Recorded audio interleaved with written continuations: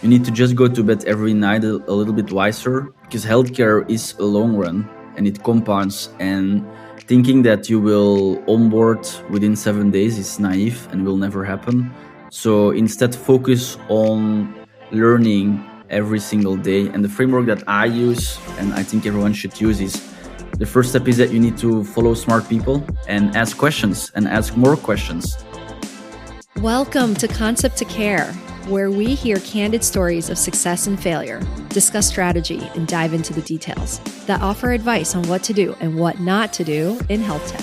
Whether you're a seasoned pro, growing your career, or just starting out, our aim for this podcast is to be relevant, real world, and tactical. We're dedicated to not only entertaining you all, but also empowering you with actionable insights that can be applied beyond the podcast, one concept at a time. This is Angela. And this is Omar. Welcome to Concept to Care. Hey everyone. In today's episode, we're talking to Rik Renard. He's trained as a nurse and leads clinical strategy at Awell, a company that was founded in 2018 that automates routine clinical tasks, synchronizes data between systems, and drives coordination between care teams and patients. We're going to hear about his journey from clinician to health tech operator, how Awell designs workflows to reduce variability and improve outcomes. We're going to talk to him about implementation in environments where there's resistance to change and how to use data to understand if the implemented workflows are getting to desired outcomes. And then we wrap by talking about how he started CareOps, a destination and a community for those who want to deliver better results by improving the care delivery process end to end. Now, if you know me, then you know that workflows are my love language, so I'm particularly excited about this episode. Let's go.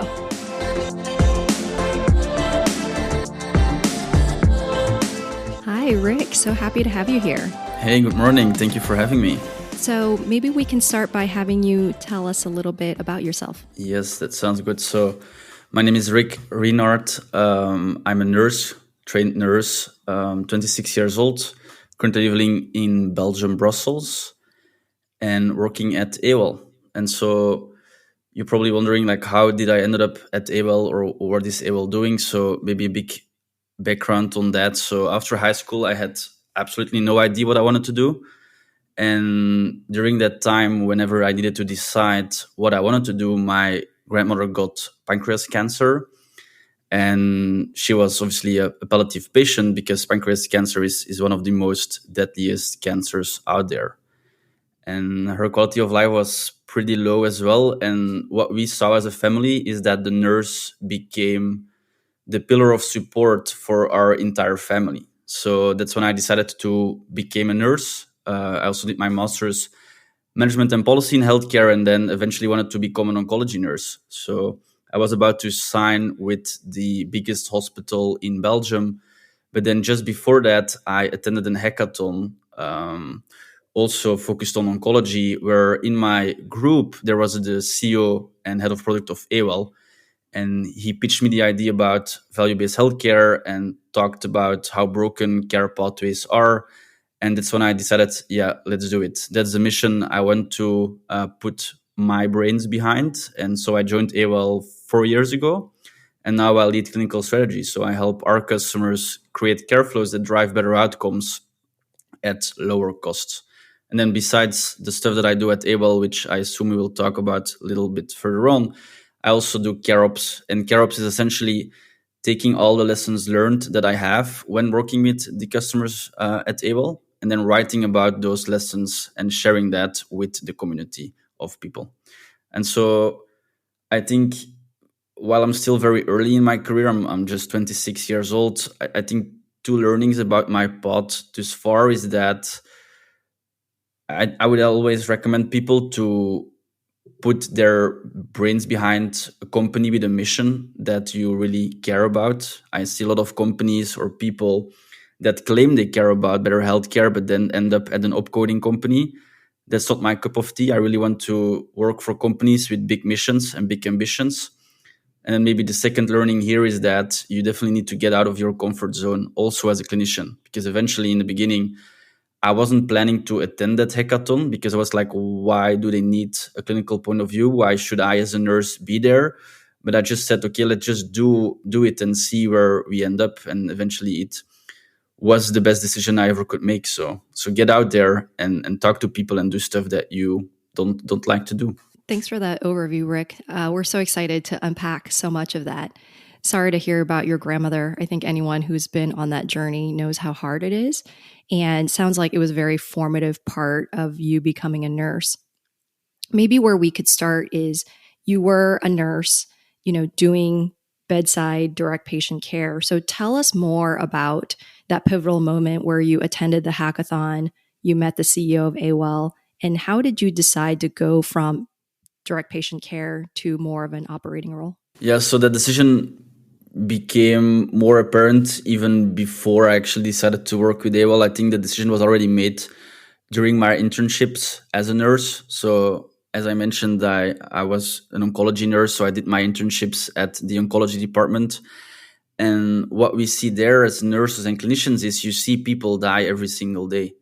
And then you see families grieving, you see families crying. And then whenever a person or a patient dies, what you need to do as a clinician is you need to go into that room, watch the patient, make sure that everything is okay. And then the cleaning team comes in, and then that process repeats itself. And to me as a nurse, I just couldn't handle with that situation. I couldn't cope with that. I brought those stories home, and the emotional impact was just way too big.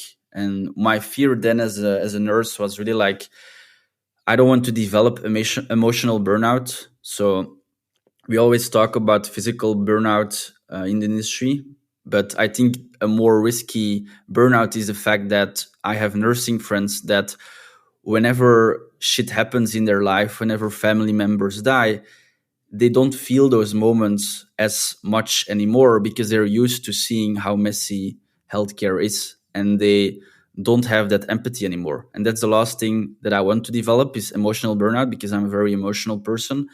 And it was like those experiences stacking up that I made a decision like I cannot be a good nurse because I take these stories home and I will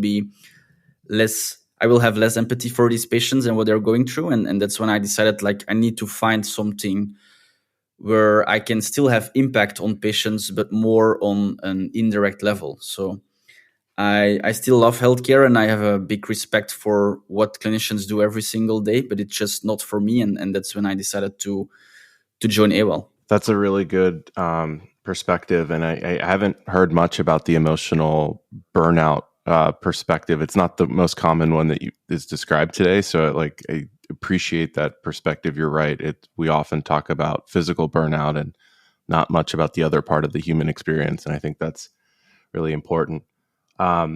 So in that pivot, when you made that decision, what advice would you give to someone who would potentially be making that same pivot, someone moving from boots on the ground to an operator role? How do they land a job in health tech versus, providing the care? Yeah. So the first thing that you need to understand is that the transition itself is painful, but that pain means that you're pushing yourself, it means it's a good thing. So growth requires shedding old skin, and that process is obviously never comfortable. And what makes this process even more or harder is the fact that as clinicians, as nurses, we are trained to follow orders and adhere to protocols. While in startups, you need to create new paths and you need to challenge the status quo. So it feels almost like you need to walk again. And so the first piece of advice that I would give to managers is that whenever you have a clinician getting into your organization, even if it's just for providing care or if it's in a product manager role, you need to understand that the journey is painful. And you need to make onboarding these clinicians your top priority. And the tips for clinicians would be that you need to embrace the fact that it will be painful. And more importantly, you don't need to jump to the first startup that offers you a job. You really need to assess how they look at clinicians, how much runway they have, if they have data on their care model, if it improves data, and how they as a company are building a different culture than healthcare organizations or traditional healthcare organizations typically do. Some example is, for example, when they talk about their IT team as an IT team, for me, that's an immediate red flag, because traditional care organizations, they talk about IT teams, but startups should talk about engineering teams. There should be a big respect for engineers, and should be a big respect for product teams as well. And then a question that you also need to ask as a clinician is, again, are you willing to go from a very steady environment to an environment that changes every single week? And depending on the answers, like, yes, I can handle a bit of change or I can handle a lot of change, you could decide between joining a very early stage company versus a more later stage company as well. And then maybe the last obvious tip is just reach out to people that are already in the space, that already made the transitions, and ask those people tips and advice, and help them make the decision together with them, because they have the insights. They know what's good and what not good look like, and they're more than willing to help you make that transition as well, because we want you to succeed in the space more than anyone else. That's super helpful. I completely agree that there is a huge learning curve and there's a great deal of discomfort when you're going through that transition. How were you able to educate yourself on the learnings? Every day was different. And what would you give as advice for others who are looking to educate themselves quickly so that they can be successful in their new role? Yeah, that's a good question. So 2 years ago, I didn't know anything about the US healthcare whatsoever. And I think the mindset that I embraced and that everyone should embrace is that you need to just go to bed every night a little bit wiser, because healthcare is a long run and it compounds. And thinking that you will onboard within 7 days is naive and will never happen. So instead, focus on learning every single day. And the framework that I use, and I think everyone should use, is the first step is that you need to follow smart people. For example, you need to follow health tech nerds. You need to listen to podcasts like this one. Blake Madden from Hospitology is another good example. So follow these smart people. Go into a rabbit hole. For example, this week I want to learn more about Medicare shared saving programs, or this week I want to learn more about how product managers make decisions. And then when you are in that rabbit hole, brainstorm with ChatGPT, brainstorm with Google, and get your answers. And then once you understand the basics, and ideally a little bit more than the basics, go out there, go to communities like Health Tech Nerds, like clinicians with VCs, like PMs in healthcare, like so many communities out there, and ask questions and ask more questions. And then the bonus is that you write about it. Hey, I've been into the rabbit hole. This is what I learned. What do you think? Which again makes sure that the feedback loop is much shorter. And then you need to repeat that process every single week. And I think that's a framework that I've been using for the past 2 years now. And that's really the framework that allows me to learn much faster than anyone else that doesn't have a framework to learn. Well, you're certainly learning really fast, given that you're 26 and running clinical strategy at an organization and running CareOps and, producing content, right? You talked about producing content. I think that's a very brave, and a lot of folks who have many years of experience don't even go out and produce the content. So I commend you on that. Talk to us about some of the roles you've held since leaving care delivery. You've been, I think in our earlier discussion, you talked about being an implementation manager, and then you ran growth, and you're now leading clinical strategy. What are the skills that you've learned along the way and in each of those roles, and how's that translated into the work of every day? Yeah, so I indeed did customer success, implementations, sales, and now clinical strategy. My two learnings is one, that everything is related to each other. Like doing clinical strategy is also doing sales, and doing sales is also tied to clinical strategy. I think the one learning that I would have is, or the second learning is more that the Achilles heel in healthcare innovation is overlooking the role of change management. So a good example is whenever we do a sale, we get the sign off, or we get the payment, and then we think the deal is closed. But that's obviously not the reality, because once you close a deal as a salesperson, it goes to customer success, and then they need to redo the sales cycle again, because they need to sell to the people boots on the ground. And the same is true for clinical strategy. Whenever you want to implement a change, or whenever you want to implement a new care program, you need to sell that care program not only to the C-levels, but also to the people that are boots on the ground. And the hard truth is that clinicians or healthcare in itself, they don't like change because clinicians are burned out. They have a lot of cognitive load already on their plate. And most clinicians that I know, they know that they can be more efficient by changing their workflows by ABC, but they just don't have the appetite or the bandwidth to embrace change. And a good example is faxes. Whenever I talk to C-levels and I ask, why are you still using faxes whenever you can also use this tool or this tool? The answer is always the same. Why should we change? Faxes, it works, it cheaps, and everyone knows how to use it. So it involves zero change management. And that's a bit the learning from all of these three roles, is that change is everywhere. And you need to take the change lens continuously to drive adoption, to drive improvements, and to drive progress. And to do that, you need to have change management in mind. And I think the three tips that I come back with again and again is that, one, you need to control the narrative, and you need to create shared accountability. So that means that whenever you want to do something, whenever you want to sell something, whenever you want to design a new care program, you need to make sure that everyone within the organization knows exactly what you are doing and why you are doing that. So what's the problem that it's going to solve?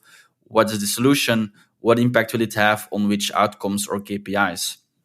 And whenever someone asks you, what are you doing? Then it should be like sending them a 2-page doc with the entire narrative written down and then saying like, this is the stuff that we're doing. Do you have any feedback or comments? And the benefit here is that whenever we then go to a new department and they ask, hey, what are you doing with Awell? They know exactly what we've been doing at other departments because the narrative was controlled. And then the second learning is that you need to ask clinicians to write down their current processes and the reason why those processes cannot be simplified. And that's not only for clinicians on the Awell side, but just in general. Like whenever someone asks you like, hey, can you develop this process or can you develop this product feature? Ask them why, like, how does this tie into your current process? And can't you redo or do your process differently without us developing a certain feature? Because in most cases, it will result in business processes changing and not the software that needs to change. And then maybe the last learning on change management here is that you need to change the mindset. I think in healthcare, we've been embracing the idea behind standardization. We need to standardize protocols. We need to standardize evidence-based guidelines. But this is hurting healthcare innovation day after day, because standardization is essentially the best that you know today, but it should be the thing that needs to be improved tomorrow. And moving towards a culture or a mindset where standardization is tied to continuous improvement is what will drive innovation forward in our industry. I'm so excited. I completely agree with what you just said. Let's talk a little bit more about designing care flows. So tell us a little bit about Awell. What do you all do? What problems are you trying to solve in the market today specifically as it relates to these workflows?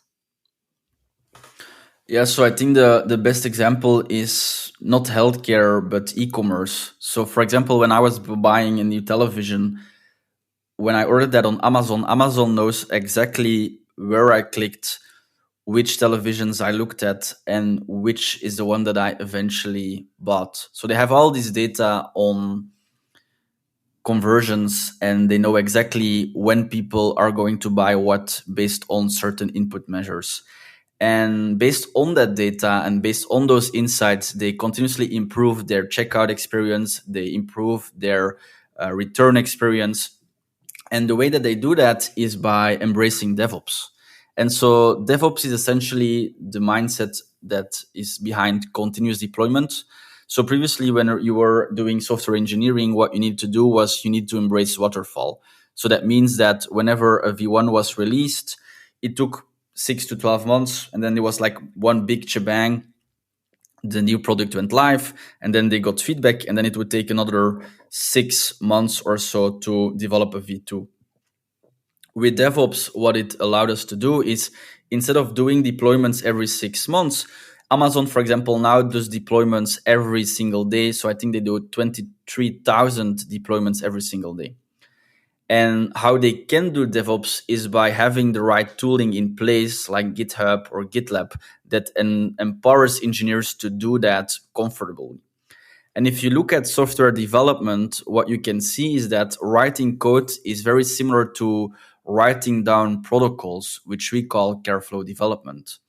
The problem is right now is that software development can do DevOps because they have all the tooling, while implementing Careflows is a total shit show. So what happens is you have clinical leaders, ops leaders, and they design protocols or care flows in Miro or Lucidchart or in a Google Doc. Like, hey, we have a weight loss program. Here is the stuff that we need to design. If the BMI is above 30, we need to do this. If the BMI is above 40, then we need to do that. And it's all written down in papers in Lucidchart. And then two things can happen. Or they knock on the engineering door and they say, hey, look, we've developed this guideline or protocol. We used guidelines to do that. Can you now build that into the product? So into the EHR, into the patient application. And the answer of the engineer is always, yep, can do. We will add that to the backlog. And then this protocol or care flow will stay into the backlog for months and months and months because engineers are swamped. And whenever they then decide to pick it up and really build it into the product, what it does is it's hard-coded. So whenever a clinician wants to iterate, because obviously we are again tied to continuous improvement, you need to again knock on the engineering door and again wait weeks or months. And because we as clinicians are so done with waiting months or years, what we then end up with is protocols and care flows living in Google Docs, or in the oncology department, it was a Lucidchart that was printed, then put on the wall, and then no one looks at it ever again. And that's a problem because we don't have the tools to do CareOps. We don't have the tools to do continuous deployment or continuous improvement. And Awell is building a tool or a platform that allows the non-engineers to design care flows. So typically, or similar to a Lucidchart. But then the difference is that once it's designed, you click on publish, and then we integrate that into your tech stack. So into the EHR, into the patient application. And what it end up with is a tool that allows your product, so the tooling that your care team and patient uses, to inform the care flow. And then you can collect the data of that and then use that to drive improvements in the care flow as well. And so we are essentially a backend orchestration engine that feeds the right activities at the right time to the right stakeholder or platform with CareOps in mind. So we are building the CareOps platform to enable continuous improvement and to reduce the bottleneck on the engineering team as well. That's a very good answer. I also did not know that Amazon was doing 23,000 deployments a day. So good fun fact. It's hard to compete with that. Talk to us about the go-to-market strategy a little bit for Awell. So how do you generate demand for the product, and then how do you enable the sales teams? Yeah, so our go-to-market is all tied to CareOps. So we are creating the CareOps category. Why is that? Because in healthcare, what we typically do is we look at consultancy firms, and then they create like detailed analysis of like what worked yesterday. The problem with these analysis is that they explain the past, and what we want to do as an organization is we want to change the world. We want to be the dominant player in the CareOps category, and that's why I wanted to create something new, a new category, because legendary companies, what they do is they create new things. They don't fight over old things. So we didn't want to be in the workflow category. We didn't want to be in the CRM category or into the EHR category at all. We want to take an idea and build something entirely new out of it. And so our entire go-to-market is tied to creating the CareOps category, creating demand around CareOps. Like we as an industry, we embrace CareOps. We embrace continuous improvement, just as Amazon is doing 23,000 new releases or deployments every single day. What we need to do as healthcare is we need to do new protocol improvements every single day based on data. And that's the thing, the big idea that we are building towards. And that's the go-to-market that we are aiming for, is whenever people understand that CareOps is a need, because indeed, if you as an organization are doing one careful improvement every single year, while your competitor is doing 10 every single day, then you will lose. I can guarantee that. And it's probably a dumb idea to build your own category, because I can tell you that it has been and it will be very painful. but we're still very, very bullish on that idea. And the reason why is that we see some leading indicators. So, for example, whenever you were building a SaaS software tool in healthcare 5 years ago, you didn't need to have any developer documentation because you were dealing with IT teams and you needed to do the implementation yourself.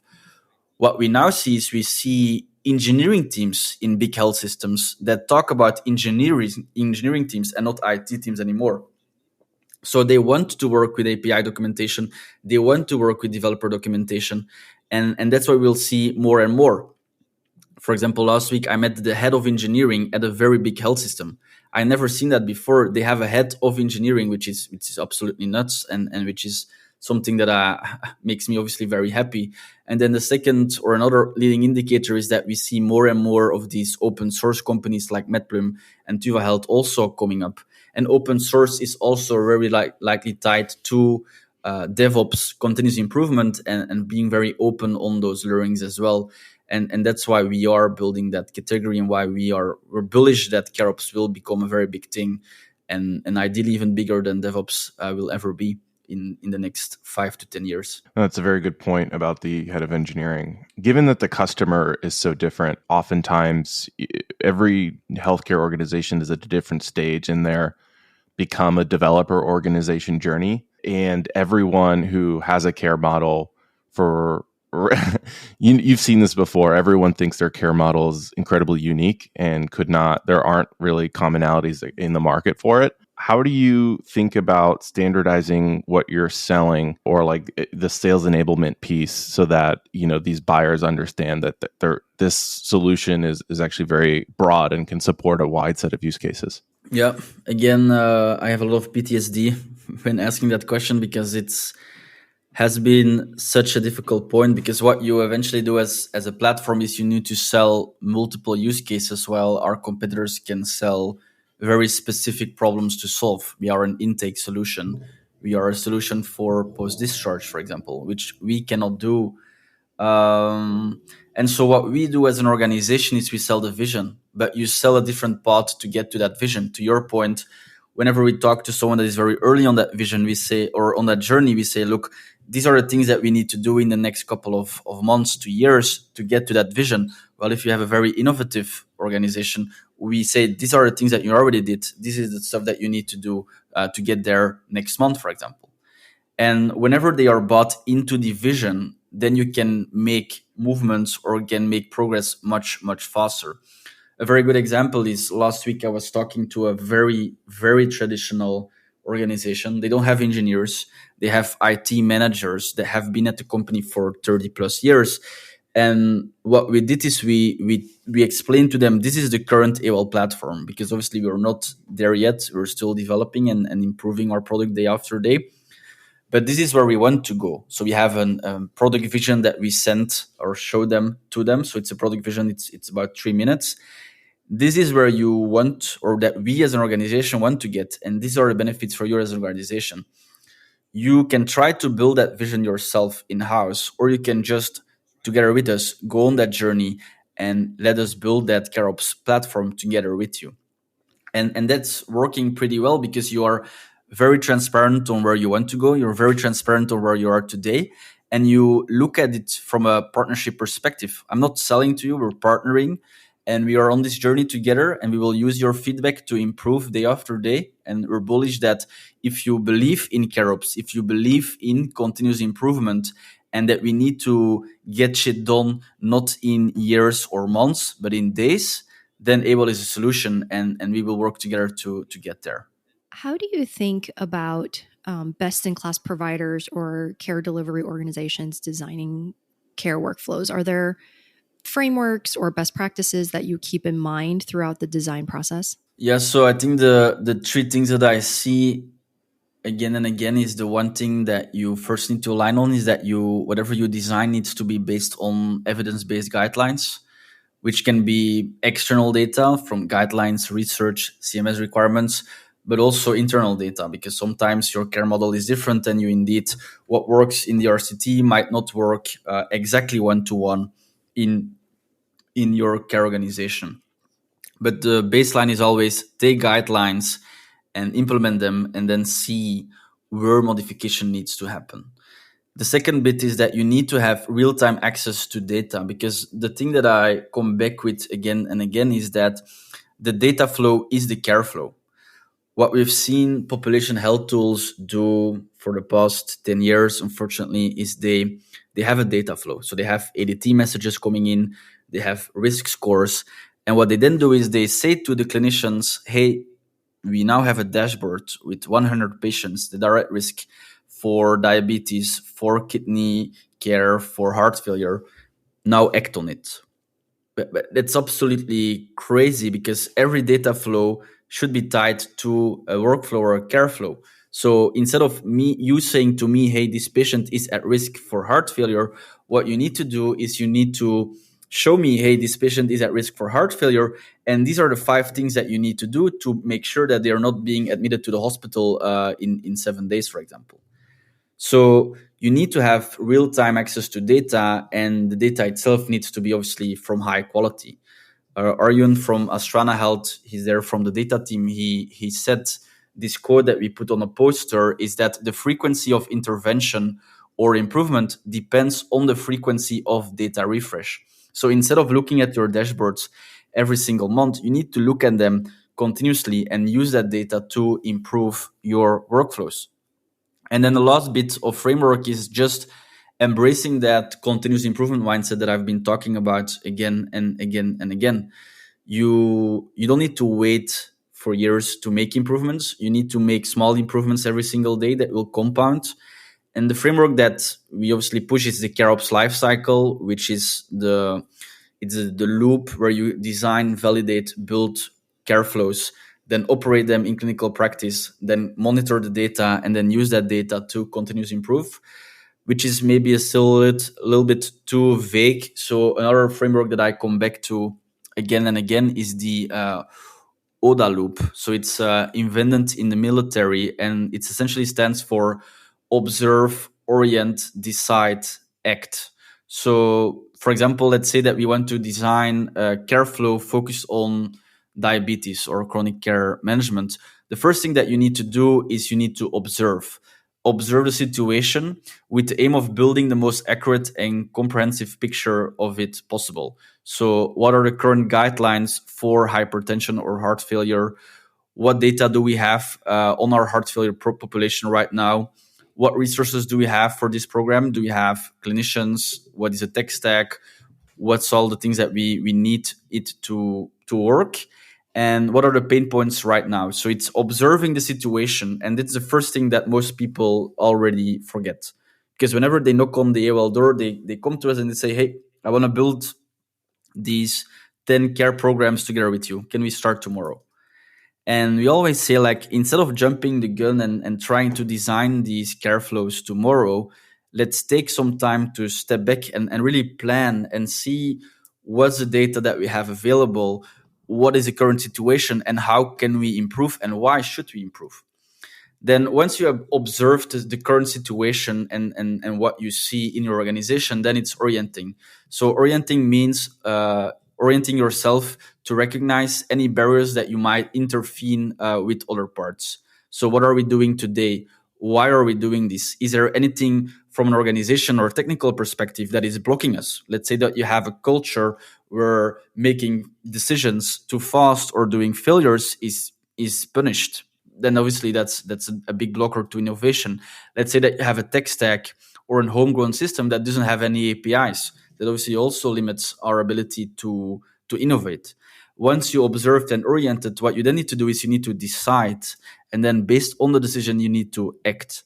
And the reason why this ODA loop is embraced in the military, but also by firefighters, is because it leads to speed, because you have your framework, you do these things, and then you decide and you act. So you don't need to wait for months to make that decision. You observe, you orient, decide, act. So it's speed. And then the second reason why it works, in my experience, is because it facilitates being okay with uncertainty as well. Because what we try to do in healthcare is we will wait to make this decision because we need more data, which is obviously a stupid way of thinking, because it kills your velocity to make decisions fast and to improve faster. So the fact that you have this framework where you say, okay, we orient or we observe, we orient it, and then we decide and act, is like we only can observe the things that we have data on. We can only orient on the stuff that we know today, not on the stuff that we will know tomorrow. And it's pushing the organizations to decide quickly, but also doing it by thinking before acting. And that's often a mistake. It's like the C-levels make a decision. Hey, we see that specialty care is costing us a lot of money. Tomorrow, I want you to design care programs focused on highest cost specialty care programs. No, before that, let's look at the data. Let's first observe and then act and decide what we need to act upon. That's a really good framework, UDA, for those who haven't heard of it. There was a company that got acquired a few years back by Cedar called UDA Health. It was in prior auth. I don't know if they borrowed the name from that framework from the military. So that's a good one. I didn't know that. You mentioned a few specialties. You mentioned kidney care, diabetes, heart failure. I'm wondering, for those who are operating or designing care flows, how does that change across the different conditions? For those who are building these care flows, how do they reduce variability? There are multiple resource types, different specialists, there are different types of treatments. Does this state of mind or framework apply to all conditions, no matter what? Or how do you think about those things? So I definitely think that the framework applies to every single condition. Again, in healthcare, specialists think that their specialty is a unique snowflake and that it cannot be standardized a little bit or cannot be tied into or to workflows or care flows. So I personally have created about care flows for 60 different medical conditions: IBD, IBS, prostate cancer, lung cancer, hip replacement, knee replacement, and it's always possible. But how to do that is, again, first is you need to sell the idea of standardization, but you need to sell the idea of flexible standardization. So what we've done in the past in healthcare, again, is we embraced clinical decision support tools. And these clinical decision support tools, they say you exactly what needs to happen based on clinical guidelines that have been published maybe 20 years ago. And the problem with clinical decision support is that it hurts innovation because it gives clinicians the comfort to say, I don't change my way of working as long as the clinical decision support didn't change the guideline. But the problem with that thinking is, although guidelines are very crucial to inform how you design your care flow, you also need to understand that indeed you are in some ways a unique care flow, unique snowflake, because you have a different patient population. You are not operating in an RCT, so meaning a very controlled environment. So it can be that you indeed deviate a little bit from the guidelines. And so although you need to use evidence-based guidelines, you need to adapt them to your care model too. And so that's what I call flexible standardization. So it's just looking at standardization like from a 70-30 split. So we try to standardize the no-brainer stuff. For example, when a PHQ-9 score increases, which is a mental health score, then we always reach out to the patient. That's what the guideline says. That's what we also should do. And then 30% is based on learnings, based on experimentation, based on the data that we have, and being more flexible on that as well. And so once you have that flexible standardization mindset, it will indeed lead to a reduction in variability, because what we try to fight with Awell is obviously the fact that outcomes are dependent on where you get treated. In Belgium, for example, whenever you are treated in Brussels or in Ghent, it really impacts your survival rate when you are a breast cancer patient. Why is that? Is because they have a different way of working. They have a different care flow that is informing what they need to do. And so by creating some standardization, again, based on guidelines, you can reduce that variability and you can control also what clinicians need to do, and then do the stuff that will drive those better outcomes as well.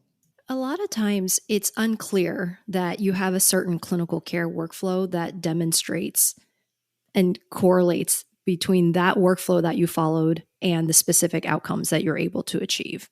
I think a lot of times in healthcare, we wait for these lagging indicators before we act. And you touched on this earlier when you were talking about we don't have the data, so we can't, do anything right now. when we were talking earlier, you used this term called like black box medicine. What is that? Can you tell us about how that manifests, and how do these organizations really know that these workflows are leading to these desired outcomes if and when they achieve them? Yeah, so I think the problem in healthcare, and this is true for tech-enabled care organizations, so the ones that raised a lot of VC money and are doing things virtually, for example, but also traditional care organizations, is that whenever me as a patient, I walk into the door, so let's say that I get treated for diabetes, when you ask the chief medical officer, like, hey, I've seen that you have a reduction in readmission rates, or I see that your quality of life of your patients is much higher than the hospital downstream. Do you know why? And the answer is always, no, I don't. So that's what I call black box medicine, is that we don't have any idea what's driving better outcomes and what's reducing the cost in healthcare. So that's obviously problematic, because what you want to do as an organization is you want to have a baseline. When we have this care flow, it will lead to these outcomes. And then based on those baselines, we want to improve continuously. But because of the data that itself is non-existent or is very hard to get, for example, some EHR companies still have a policy where you, as an owner of the data, you ask, hey, can you give me access to my data? They say, yep, can do. And then you need to wait weeks before getting access to a CSV file that is almost impossible to understand. So the solution here is collecting the right data in real time. So every single SaaS vendor needs to stream the data from their data lake or whatever they collect to the data lake of the organization or the care organization, so they have a single source of truth. And then once you collected that data, then you can start analyzing and understanding what's working and what's not working. And to get to causality, I think the idea here is that no one has figured it out yet, which is extremely painful in healthcare, but no one has figured out causality between a care flow and the outcomes that it will drive, besides RCTs, which are, again, a very controlled environment, which is very hard to replicate in clinical practice or in day-to-day care. And so what you need to understand is that there is no causality in the outcomes data itself. Even if you have very big volumes of data, like we have ER admissions by X, this is where most people get it wrong. You need to find causality if you also track the process, so the care flow, because the tracking the process is the leading indicator. So what we see again and again is in care organizations, they have this dashboard where they collect data. So they show data of like, here are our ER admissions rates, or here are our breast cancer screenings, or breast cancer survival rates. And they look at this data every single day. And then on Monday, we share because the data or the ER admissions are lower than the day before, and we are happy. But on Tuesday, we will cry because we see that the data is increasing and that we have more readmissions. But the problem is obviously that this is all lagging data. So we need to start looking at the leading indicators. And that's, in most cases, are the clinicians following the care flow that we have designed based on evidence-based guidelines? Because if you are comfortable with the care flow that you've designed and you have a way to track that clinicians are following them, and if they're not following them, why they're not following them, then you know if 80% of our care team is following the care flows that we've designed, we know it will lead to ABC outcomes. And that's, again, where we go wrong again and again. I was talking to an organization. They are very big. I think there is 300 million till date. And I asked them, how are you tracking that your providers or care team is following the care flow that you have designed? And the answer is we don't. So they design a care flow for mental health, for example. They upload that to their wiki. And then me as a provider, I need to have on one screen, I see my patient. On the other screen, I see my guideline. I go to the wiki, I click on the right guideline, and then I read through and then decide what I need to do. But does the provider needs to follow the guideline? Is the provider following the guideline? Are they deviating? Why are they deviating? They have no single ID, which is obviously a huge problem in healthcare, and is also one of the problems that we as an organization are trying to solve. And once you have the right data, so once you know that they are following the care flows, once you know they are deviating from the care flows, you can use things like causal AI and other causal intervene techniques to then define those causal relationships. But before that, you cannot get to that causality because you don't have the right data to decide. And a very good book, which is also a very boring book here, is the Book of Why, that really talks about that causality and talks about how you can implement that in practice as well, which I would recommend for any data nerd out there that is interested in that topic. Let's switch gears here a little bit. We've been talking about designing the care flow. Let's talk about implementation now. As you know, and you've stated earlier in the conversation, change management is just hard. Once a deal has been closed, how do you ensure the adoption of a product, that it's being used correctly, and that it's actually driving the outcomes that we hope to expect to? Yeah, so the first thing that you need to do as an organization, if you are a SaaS vendor or even if you have a care organization and you want to do something that will need change, is that the deal is, or the care flow is only done or closed once you have buy-in from the people that will use the product day to day.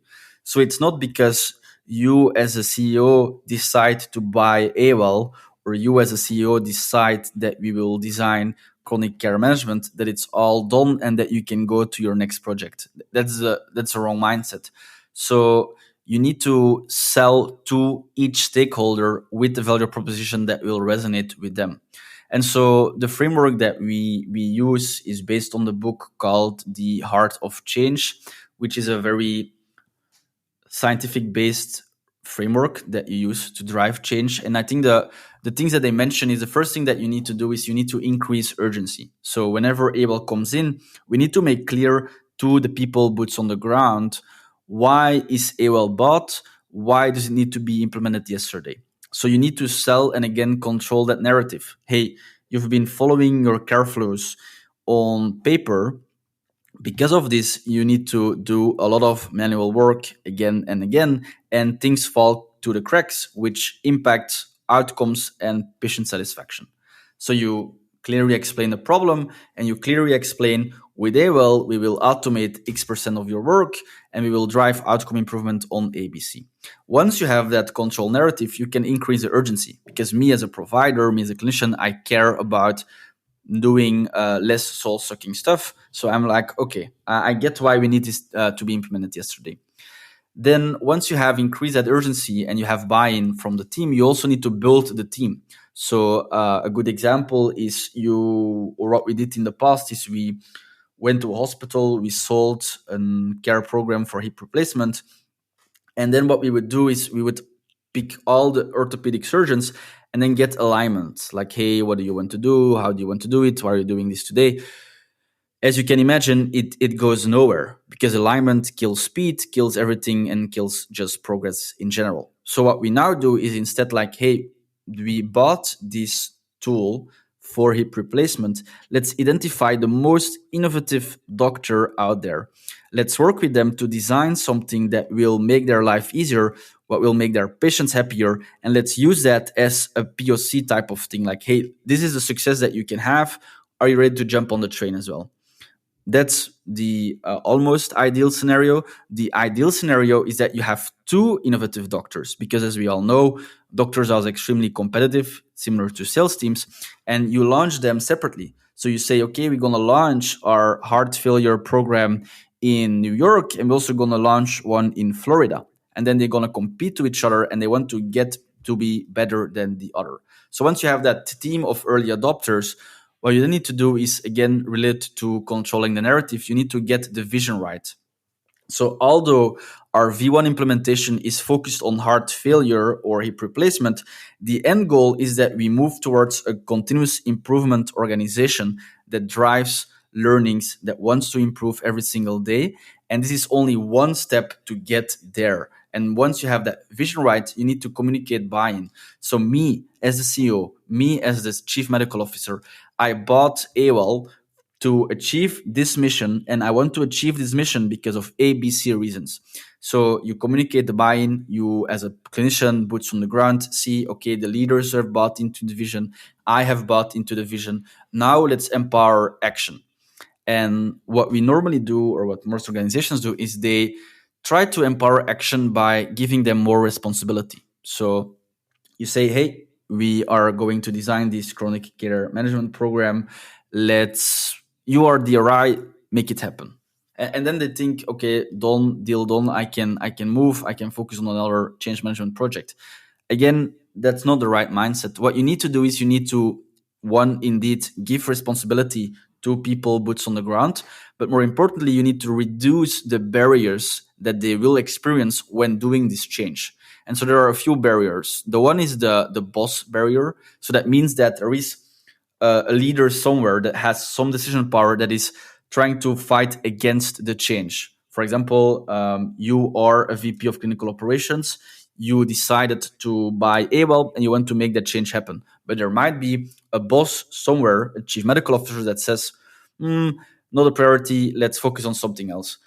What you need to do is you need to reduce that barrier. So you, as a VP of clinical operations, what you need to do is like, okay, if you want me to focus on another initiative, before making that decision, why don't you just spend some time shadowing me and my team to deeply understand the problems that Awell or this program will change?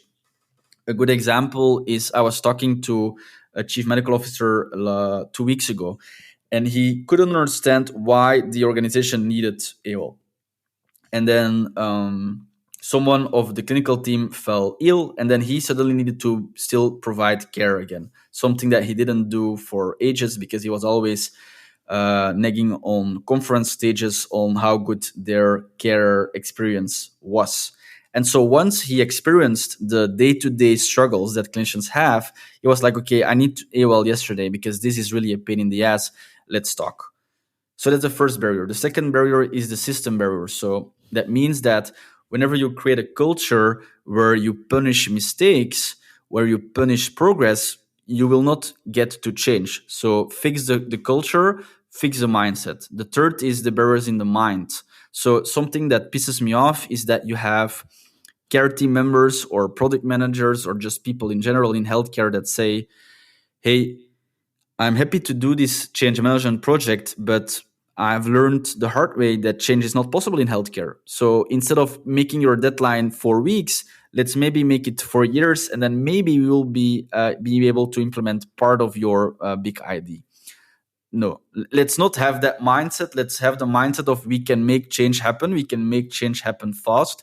And let's start sharing success stories like, hey, this is the stuff that we already achieved in this other organization.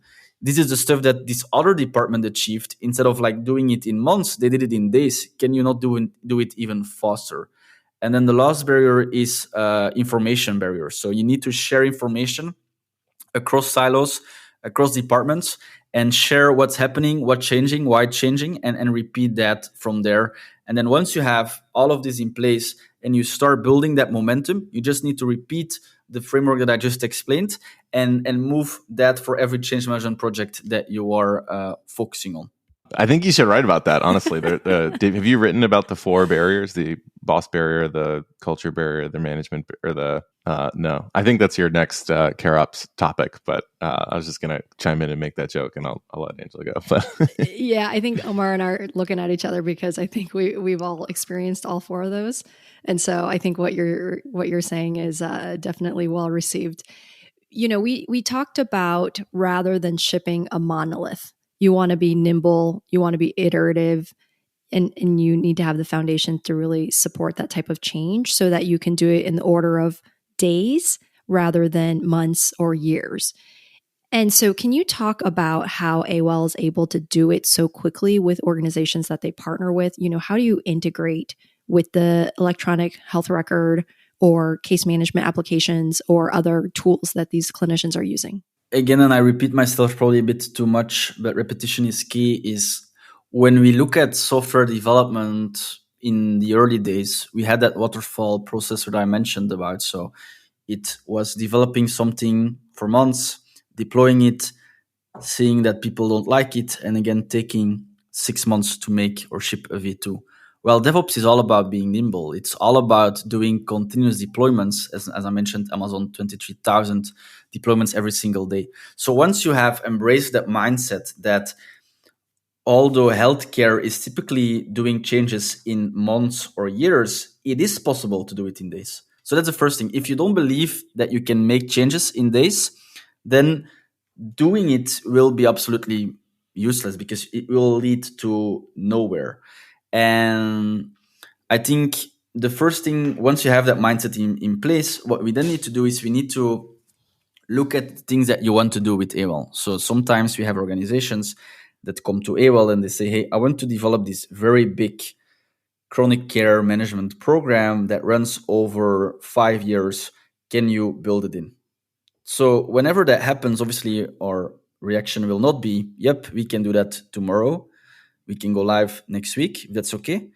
What we do instead is we see, okay, that's perfect. So you have the end in mind. Let's now cut this care program or care flow into smaller bits and pieces, and let's see what's the biggest pain point right now and where do you want to go in that progress. So we, for example, whenever we have that chronic disease care program, what we do is we say, okay, let's take the intake program, let's take the intake process, and let's build that into Awell. And that's cutting your care flow into smaller bits and pieces, but making sure that it's already providing value to the end user, but also to you as a budget holder, because obviously it needs to drive KPIs for you as well. And then once you have cut your care flow into smaller bits and pieces, then you can be very nimble because it's only shipping a very small portion of the stuff that you want to achieve, but it allows you to learn because you will ship an intake process. You will learn what happened, what didn't happen, why is it not working, why is it working, and then you can apply that learning to shipping the second bit of your care flow, the third bit of your care flow, and all of that coming after that. And then the one thing on like how is Awell able to make or get shit done in days or weeks instead of months and years is because whenever we created Awell, we thought about the end user. And the end user in our case is the people that experience the care flow day after day. So normally it's the engineers coding or it's someone in the EHR department coding a care flow. And then the problem is that there is a big translation gap because what I as a clinician say to the developer, what they will understand is totally different. So first thing is making sure that the people that will experience the care flow are the ones designing the care flow. That's the first bit, which is allowed or done by Awell because Awell is a no-code platform. It allows the non-engineers to do shit and get shit done. The second bit is building an architecture that is very composable and API first. As I mentioned, I was talking to an organization that has been around for 10 years and we needed to integrate with them. And I asked them like, hey, okay, so we just need to hit your API and then we are integrated. We are API first. We can do REST APIs, GraphQL, blah, blah, blah. Can we make it happen? And then there was silence and they said, we don't have APIs. We cannot expose our APIs to external vendors, but it's on our roadmap for next year, if that's fine. And that's obviously a mistake. So again, because Awell was built from an API first, developer first mindset, we can easily integrate with third-party tools as well. Obviously, EHR integrations in itself is a very big pain in the ass. So there, doing it in days is obviously not always possible, but it is definitely possible. To give you an example, we were working with a very big organization in primary care. They tried to implement the care flow that would collect social determinant of health data from their patients, and then based on the answers, apply some automations downstream. Like, for example, when they have something, issues around financial issues, it would create a task and trigger the social worker to reach out to that patient. And they tried to build out that care flow for 8 months internally. It went nowhere. So then they decided to do it on paper. And then what happened was they did it on paper. Then they needed to reach out to the patient, collected the data, and then put it into the EHR manually. What we did instead, if we as an organization, Awell, we went to their offices. So we took a plane, we stayed in their offices for 3 days, and then after those 3 days, we had something working end-to-end that solved their problem and was integrated with their homegrown EHR. And why is that possible? Again, because we are API first, we are no-code, and we can do those changes. if you are looking at our competitors, for example, what they would need to do is they cannot fly to their offices because you don't have a way to collaborating. It would be taking the inputs and then trying to design something which will take, again, weeks, months, years. While with Awell, we remove the IT bottleneck or the engineering bottleneck as much as possible, work with them, work on the hard problems, and ship as fast as possible, and really closely collaborating with our customers and working with them day after day to make change happen faster than they ever experienced. And then let's say that you have the buy-in of all of the people. And now I'm the clinician. Let's say that I'm the nurse. Well, I think a lot of organizations, what happens today is that you have this big change that's coming. We pull people from their day jobs and we're like, you're going to sit in this training. And that's how you're going to learn how to do this thing, right? And organizations, it's difficult because you don't want to take people away from, the phones, the bedsides, in order to train them properly. And so can you talk a little bit about the ongoing training that's required if I'm someone who's an end user like a nurse? And do people get change fatigue when there are iterations of change that keep happening? Have you heard things like, I want to know about these changes, like I'm trying to do my job and now I see that this thing is different. How do you think about those things?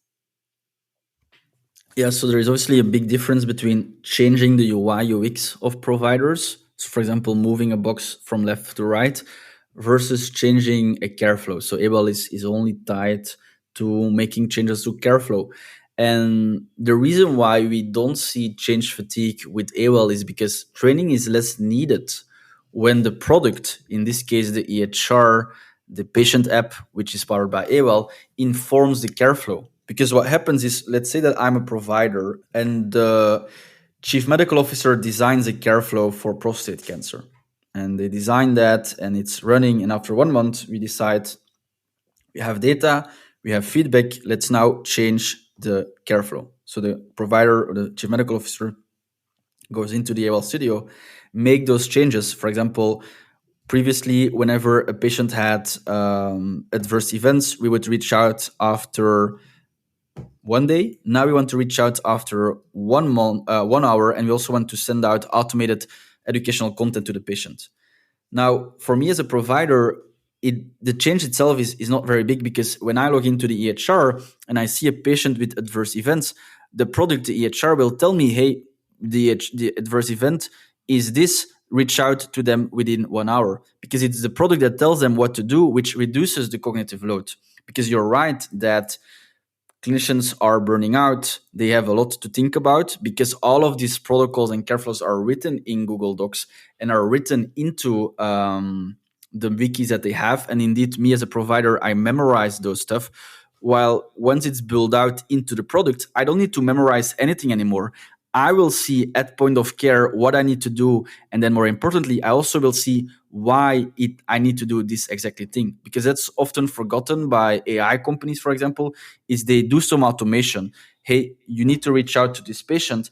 And then obviously me as a clinician, I want to know why. Why do I need to do this? Why do I need to do that?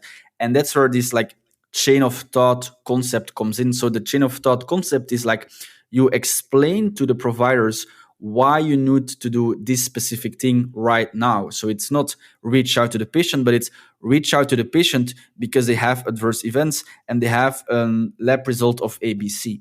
And once you have that chain of thought and once your product informed the care flow, then change fatigue will be less so, because it just even be change management wise. For them, it doesn't change at all because it's just a product that says what they need to do.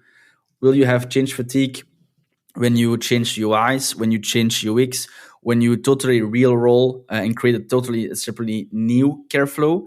Yeah, then obviously there will be change fatigue, and then you as a leader need to decide how much change is too much. And to do that is you need to talk to your people, and then second, you need to have a sort of innovative group of clinicians that are willing to change faster than the typical average clinician. So every organization that we work with, they have a sort of core group of 10 to 100 clinicians that said to the product team, yep, I will be your guinea pig. Please change whatever you want to me and I will give you feedback. And then once they are adopted it and once they are okay with the change, you can roll it out to more departments, to more teams. And then the early adopters, so the innovative group of clinicians, they will be there to push the change to others and say, look, this is indeed a change. This is painful, but it made my life much, much easier. Let's talk about data. What are the most important metrics across these care flows in general? And then who should be responsible in the organization for driving these performance improvements? So a mistake that I see many care organizations make is they try to land on metrics for their entire patient population. For example, I was at a conference a few months ago, and I think they debated for 4 hours what patient engagement means. Like, can we put a one-term definition on patient engagement?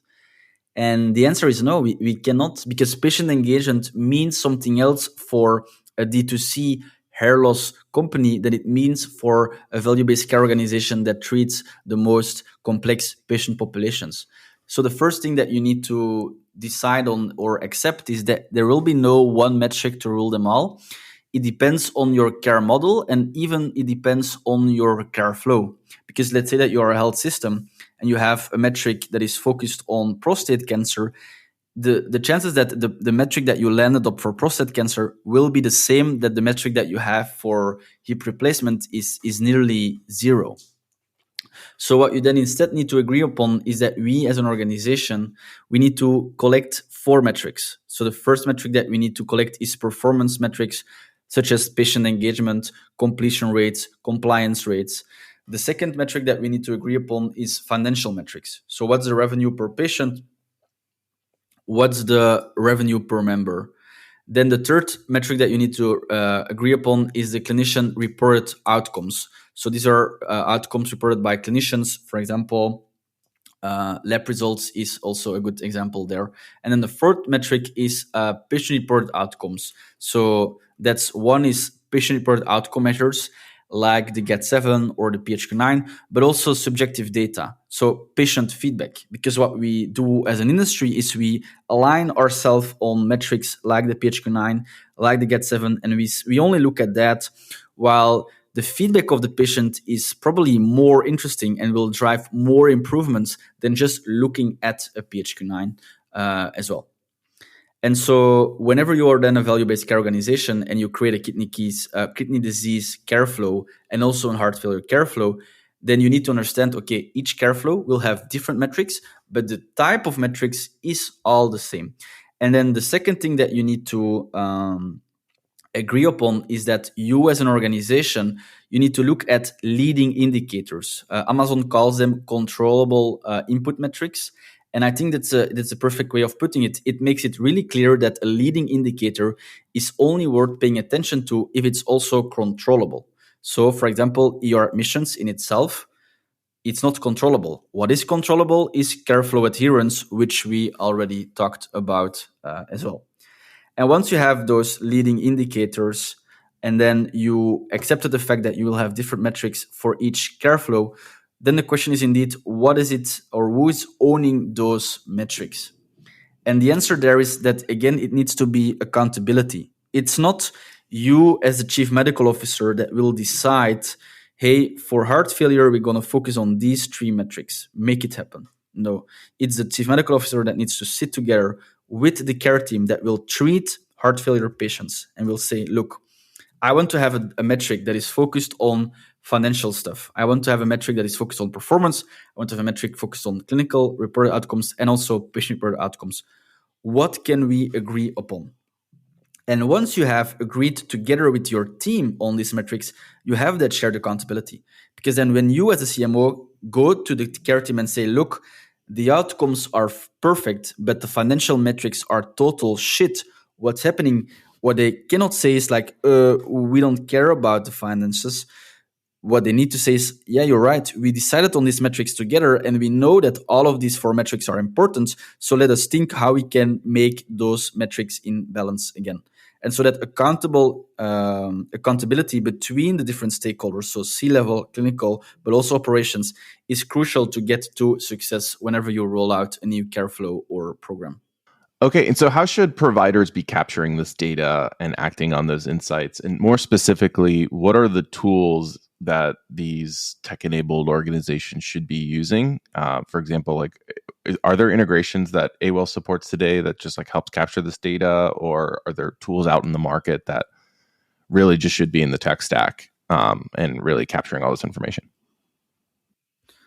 Yeah, so first caveat is obviously I'm not a data engineer. So the first answer to that question would be to hire someone that is very well versed around data science, and especially in a healthcare environment, because healthcare has a lot of complex data types, which are very hard to understand if you are not working in healthcare. And once you have that team in place that knows how to capture data and what to capture, then it needs to be, or you need to create a single source of truth. Because what we normally see is that you have data silos between departments. So sometimes you have someone doing data analysis in spreadsheets, then another department does that in Power BI, and an organization just doesn't collect anything. So once you make sure that you have a single source of truth, in this case, for example, let's say that you use Snowflake or Databricks, and all the data needs to flow into that one source of truth. And then once you have that, you need to pick vendors that can allow you to do that integration. So again, what you want to prevent is that you have vendors that give you a data export every 30 days, and then you need to do some transformations and then add that to your data lake. That's not sustainable. What you need is you need to pick vendors that almost in real time can push all the information that they collect into your one single source of truth. And then once you capture every piece of the data along the patient journey, so not only in Awell, because in Awell we indeed collect data like outcomes, we collect data like adherence, but you also have other tools that you will probably use, for example, for billing, you have other tools for lab results. Once that all comes into your data lake, then you can use ML analytics to analyze the data and to really understand what's working and what's not. So on the tooling, obviously to get to Careflow adherence, you need Awell. And then for the data lake itself, you just need something like a Databricks or a Snowflake to get to that insights and to get to that single source of truth. And then the tooling itself, what you then pick beyond that, really depends on what you want to do and how you want to do it. So if you want to do, for example, if you want to have an EHR or CRM, it's really looking at the CRMs and making sure that one of the decision-making points is like, we want to have a CRM or an EHR that can integrate with our data lake and can make it happen. And so how Awell does that is we have data that we collect, and then we just stream all the data in almost real time to the data lake of our customer using Google BigQuery, and then allowing them to do analysis on top of the data that we collect, but also allowing them to do analysis on top of the data that they also collect in other vendors or in other places as well. And so what we're working towards right now is that what our customers will do is, beyond streaming data to their own data lake, Awell is also building an insights product that allows, again, the non-engineers to chat with the data. So it's a ChatGPT-like interface where you can ask, hey, what's the average PHQ-9 score of Facebook employees that we treated? What's the average PHQ-9 score of Twitter employees that we treated? Because the problem that it solves is that right now you have data engineers that write queries in hours and hours and hours to understand what's working and what's not working. While with Awell, we want to, again, make that process much easier and give insights of like, this is working, this is not working, and this is the stuff that you need to change in your care flows to make improvements happen as well. A lot of people go into healthcare, particularly if they're providing direct patient care, because they care about helping people. And so do you have advice on how you're able to convey financial metrics and why it's important to the business in a way that is motivating for them? Yeah, that's a very important question to ask. And because I don't have all the knowledge, unfortunately, yet, I asked those specific questions to a few health tech communities. So health tech nerds, X primary care, clinicians with VC. And a lot of clinicians answer that question because obviously you need to answer or ask that question to clinicians. And the too long didn't read summary is that you need to understand that it's very hard to sell something to someone, so nurses in this case or clinicians, when it's not their problem to solve. So, for example, me as a nurse, when we operate in a value or in a fee for service world, why should I care about the bottom line? Because I'm not incentivized to improve the bottom line or to care about these financial metrics. And so once you understand that indeed the problem is not per se them not caring about financial metrics, the problem is more there is no accountability between financial outcomes and what they need to do or what they need to care about, then you can think about solutions. And so the solutions that I'm thinking of, and also the people that I talk to, is the first thing that you need to do is you have to have that shared accountability. So you need to involve the clinical team when designing something new, for example, a care flow for diabetes, and then let them understand all the goals and KPIs of that care flow. So not only the outcomes improvements, the patient outcomes improvement, but also the financial outcomes. And once you have that accountability, you can go back to that again and again. The second thing that you need to do is you need to create ownership. So you need to give clinicians a real voice at the decision-making table, and you need to have them influence decisions as well. So instead of being a CMO and making a decision and being like top down, you need to have like a bottom up approach. Like, here are the things that we need to do. Here is the current margins that we have, but we need to increase it by ABC because of XYZ reason. How can we make it happen? And if you then as a clinician can give your say and get feedback on that and maybe even see it implemented, then you create that ownership and you also get that, or you incentivize that behavior of like, okay, I also need to care about those financial metrics. And then the third thing, and that's where most people go wrong, and me as well, is you need to identify the value proposition that will resonate with clinicians. So there is like the stuff like the no margin, no mission type of stuff. It's a bit vague. So you need to dig deeper. So never frame something like, hey, I want to enroll or roll out Awell because it will save us XYZ money. It's, hey, I want to roll out Awell. It will automate your work so you can focus on more patient care, and you can also see more patients without impacting your quality of life. Or you will spend less time in the clinic. You will spend more time with your kids.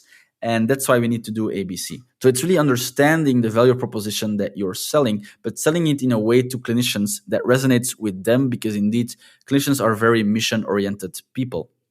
And then the last thing, and that's a no-brainer, is obviously you need to create the right incentives. So how can we as an organization create incentives that our care team will start caring about financial metrics? So one thing is equity. Do we need to give them equity? How much equity do they give them? I'm not sure that giving them equity is a silver bullet, especially if it's a very low amount with a long vesting period. But it might be one solution. Maybe another solution is a sort of bonus structure where you're a value-based care organization and you have shared savings that me as a clinician, I can get a piece of that pie as well. And so thinking as an organization, like how can we incentivize that behavior, will set you up for success to make clinicians care about financial metrics as well. And then maybe the last thing is also just hiring the right type of people. If you, for example, hire someone that was a business owner before, let's say that they had a private practice, obviously they know how to work with financial metrics, because if they didn't care about financial metrics, they would not have a private practice. And if you compare that to someone that has been at the hospital for 20 years, where money sounds or looks free, then obviously that behavior will be more difficult to change or challenge. So whenever you do interviewing, also make sure that there is shared understanding that indeed we want to improve better outcomes, but we also need to have revenue and margins to drive that mission forward as well. Rik, you are the founder of the CareOps, community and newsletter focused on continuous improvement. Can you talk to us about what was the genesis of this? Why did you start it? And who is CareOps really for? Yeah, so the reason why I started CareOps together with Thomas, which is the CEO of Awell, is that whenever we went to an organization and we tried to get to adoption of the Awell product, what we saw is that people or organizations in itself, they made the same mistakes over and over again. So a V1 stayed a V1 forever. So they had no idea that continuous improvement was a thing. Or they tried to ship a very big monolithic care flow and they only wanted to go live once everything of that care flow was created into Awell. And beyond that, we also saw mistakes on hiring, on putting people in the right position from a leadership perspective. And we said, like, there is so much knowledge in our minds right now. Imagine the amount of knowledge that is inside operators day to day. And that's why we started CareOps. So CareOps is not a business. It's not a for-profit. It's a blog that Thomas and I have where we share knowledge. And the problem or a thing that's hurting healthcare innovation right now is that we are very secretive on every single thing that we do. We don't want to share knowledge. We don't feel comfortable sharing knowledge because we think that everything that we do is our secret sauce. While if you look at other industries, they have a very open culture where knowledge sharing is adopted.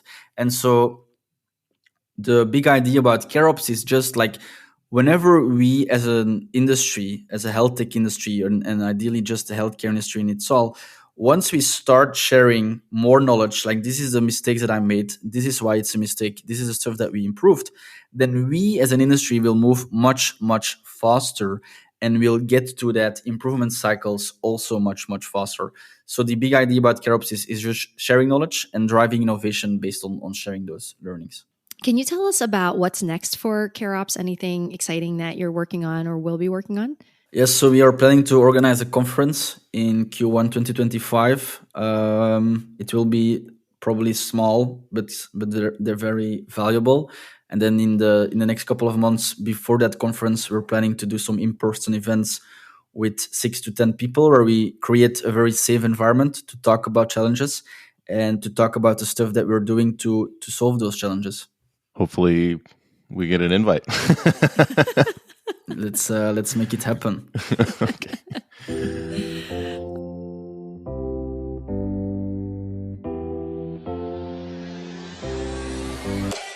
All right, Rik, we have now reached the very exciting curtain call questions. The first one is, we know that you're really passionate about care flows. Are there any other concepts in healthcare that are particularly exciting to you right now? Yeah, the thing that excites me most is organizations like Form, Spring, Health, Homeward. They're hiring VP of Provider Experience. And so the concept of provider experience, I wrote an article about it called CareX or Care Experience. That's the thing that really excites me because what we've been doing and as an industry for the past 10 years is we went on a stage and then we nagged about patient experience again and again and again. Hey, we need a good patient experience. We need patients. And what we forgot in that entire journey is that we need clinicians to drive that patient experience. And so my big idea is that when you as an organization, you start only focusing on the provider experience. So you make the provider experience really, really good. So you remove the soul-sucking tasks. You make sure that they have the tooling to do their job. They can get home before their kids go to bed. Then it will automatically drive those better outcomes and that better patient experience.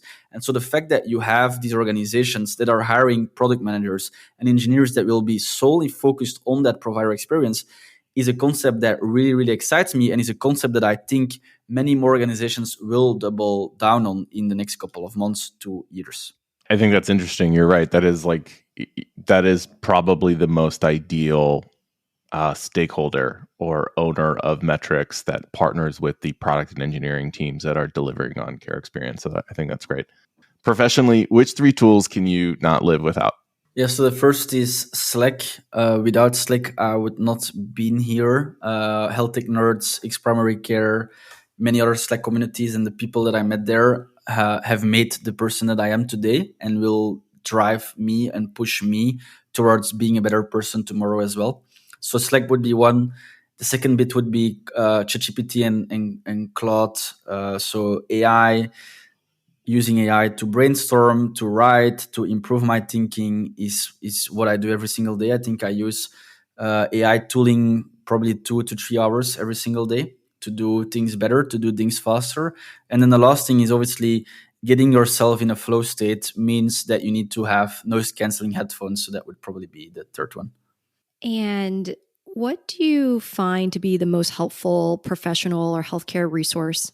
It could be an article, book, a podcast. I think we've mentioned a couple already. I think the thing that I learned here is that there is not like one silver bullet. So in the beginning, I thought if I subscribe to this one newsletter, I have everything that I need to grow intellectually.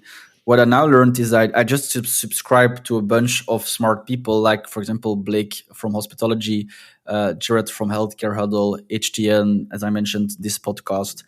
And I don't read everything every single week, but it's more like, okay, this week I want to learn about the financials of healthcare. Let's now read some articles from Blake more in depth.